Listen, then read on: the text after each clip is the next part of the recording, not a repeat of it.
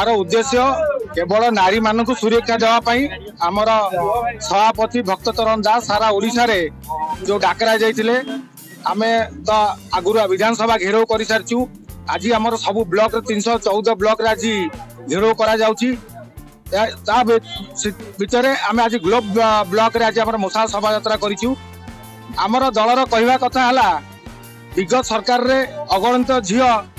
ward गले तार हिसाब नाला यही 8 मास सरकार भितर भी 20,000 माने 8 मास भितर 20,000 झील गायब हो गले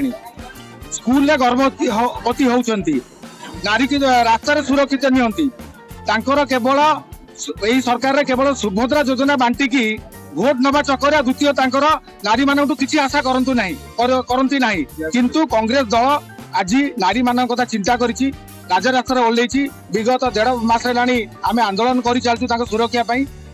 जोटा भी गैस दर बढ़ई से भी नारी मान प्रति गोटे अन्याय कर सारा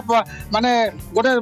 जो मैंने संसार कर अन्याय कर बीजेपी दल को ये सरकार को आम घोर विरोध करें नारी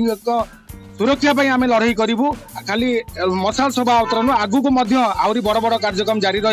पंचायत स्तर में भी आम कार्यक्रम हाथ को नबू आमर ब्लॉक सब नेतृमंडली माने एटी उपस्थित होती आगामी दिन में एटी गो ब्लॉक रे अनेक दुर्नीति चली महिला प्रति अन्याय होची आमे आज